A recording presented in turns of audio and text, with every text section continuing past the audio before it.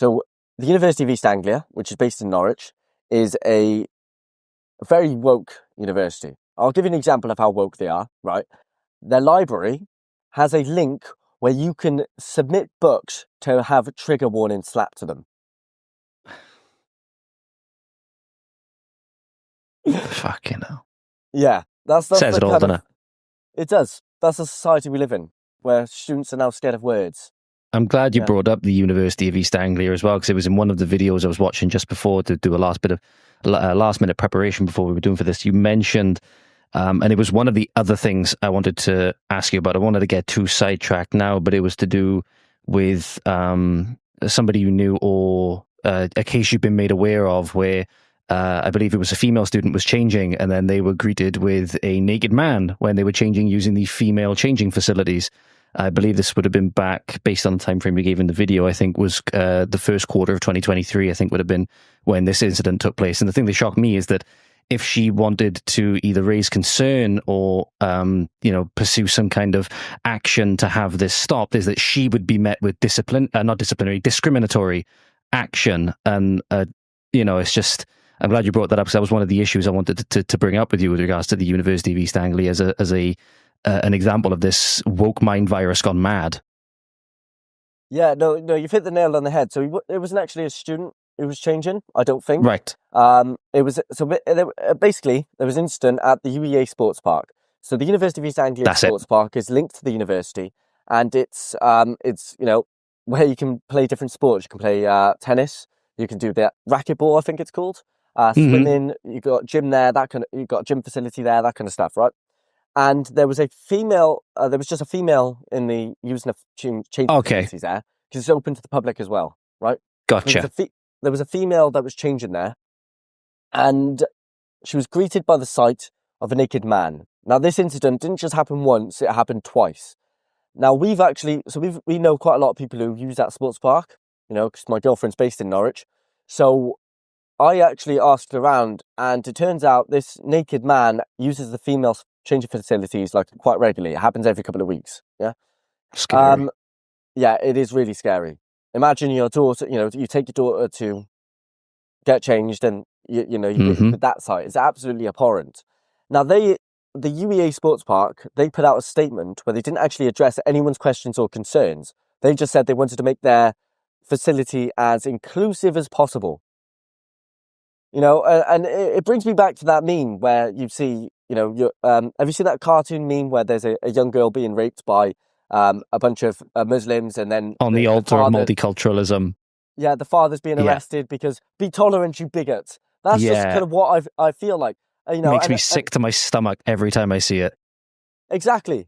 And for Ash Wednesday, I put this out on Twitter. For Ash Wednesday, I'm giving up tolerance for Lent. Right, that's what I'm giving up. I'm going to be as intolerant as possible now. Respect. So, so this is what's going on with the UEA Sports Park, and we've been organising protests about this now for months. We've had a Labour MP, Clive Lewis, come out and counter-protest us, and which isn't the first time an MP's actually come out to counter-protest us, but it's sad that there's this many people who were so desperate just to allow men into female changing rooms.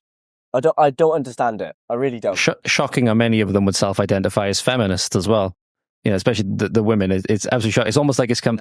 I've seen. It's kind of funny. They always put Rachel Maddow, the MSNBC, I think it's MSNBC anchor, on the image, and it says like first wave feminism is like the traditional things that the feminists were trying to, whether it was voting rights or working rights, whatever it is, or like it's like we're just as good as the men. The second one is we are better than the men, and then the third generation feminists, we are men.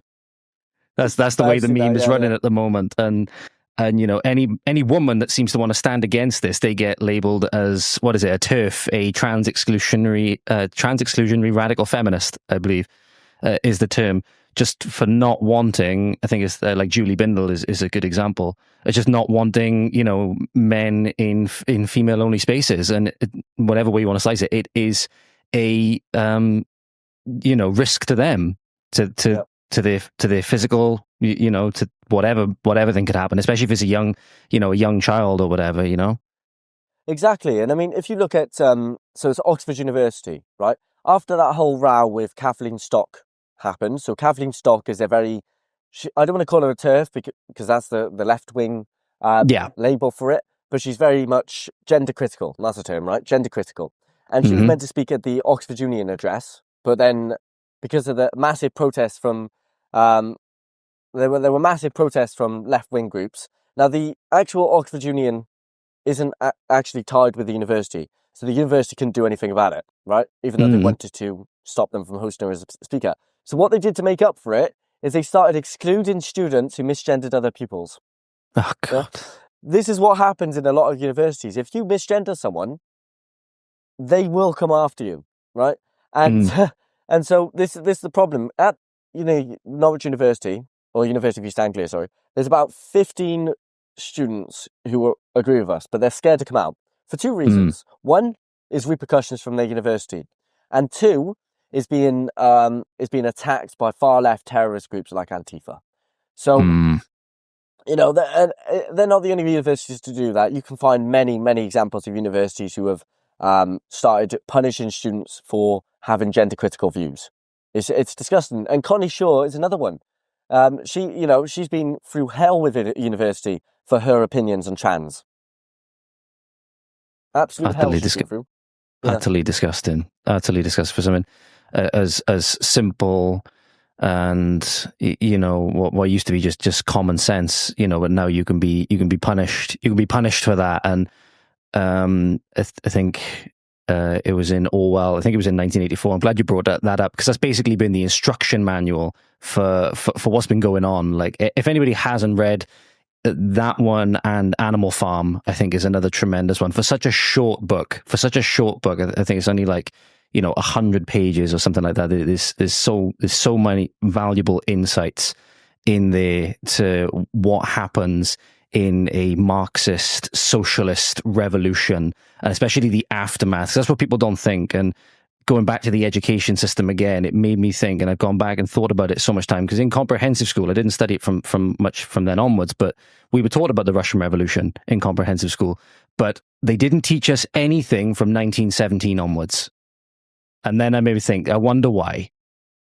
Up until the point where, they taught us about the evils of the Tsar, the 1905 revolution, Bloody Sunday, all of these things.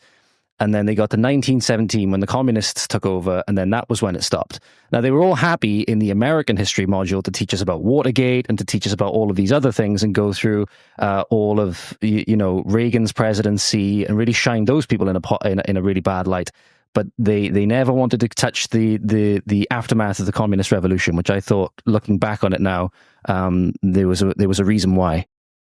Well, we can, even if we refer back to Mao's Cultural Revolution, and that's the one that you can compare very similarly to what's going on here, right? Because in Mao's Cultural Revolution, they also called it Year Zero. This is where they would start anew, and they would attack anything that they considered the old, yeah? I think Khmer Rouge did as well, didn't they? I think the Khmer Rouge did something very similar. Yeah, absolutely. A lot of them did something very similar. It's an entire form of Marxism. It's cultural Marxism, right? Well, Marx didn't actually write about it. So the way I've always looked at it, because Marx never actually wrote about any of this stuff to do with cultural Marxism, but he gets blamed for a lot of what's going on. The way I look at it is that Marx provided the foundation. So the foundation he provided from a pure economic theory, right? And then people started building on that. And Mao, he added the cultural aspect, yeah? And then you have the progressive aspect that was later added as well. And so it all links together. And that's how I think that Marxism works in the modern age, yeah? So with, and cultural Marxism, it was literally developed by Marxists at the Frankfurt School in Germany, wasn't it? So, Max Horkheimer and all the rest of them, yeah. Yeah, exactly. They attack anything that they consider the old. Yeah, they attack anything that they consider the old, and you have to adhere to their one narrative, the new narrative, which is progressivism. Yeah, that's the new narrative. Black Lives Matter. That's the new narrative. Yeah, and that, and the way they're doing that in universities is through two things that I mentioned to you in Twitter DMs, was the Race Equality Charter and the Athena Swan Charter. Right. So I was going to ask you about that latter one, especially. Yes. Yes. So both of these. So the Race Equality Charter and then the Athena Swan Charter, they're run by an organisation called Advance HG, right? Now, the Race Equality Charter, they focus on race, and the Athena Swan Charter, they focus on gender. what they do is they reward universities for adhering to a racial or gender equality narrative, right? So if a university, for example, let's say the University of Cambridge, they provide a proposal for how they're going to make their school more racially inclusive, or their university more racially inclusive, then they will, and the proposal is good enough, they'll receive a bronze award. As they then get a silver award when they actually start taking steps to achieving that. So when you're seeing like the University of Cambridge, who's got a silver award, by the way, yeah, they've got a silver award. When you're seeing the University of Cambridge running courses that are only for minority students and now white people are completely excluded from, somehow they're rewarded for that by an organisation that's funded directly by the government. It's disgusting. They're funding the war against us. Another example, again, the University of East Anglia, right? They did a year 10 field trip, called Uni Unlocked. And Uni Unlocked is about giving young year 10s a taster of student life, right? They get to stay in student flats of other year 10s, participate in sports clubs and society taster sessions, and just get a general taste of what university life is all about. Yeah, white people were told they weren't allowed. White year 10s were told they weren't allowed to attend. And then you would ask why, right? So on the one side, they say it's to boost diversity uptake, right? It's the same reason they claim they do female-only engineering clubs in secondary schools, yeah? They say that it's to boost diversity uptake in a particular profession, in this case, to get more minority students in university. If you look at the figures, white people are entering into university at a lower rate than every other ethnicity. Asians are highest. No, Chinese is the highest, sorry. You know, black people are even going to university more than white people. So why are they doing it? It's pure anti-white racism. That's what's going on in university. And then these same universities will get rewarded by an organisation that's funded by our government.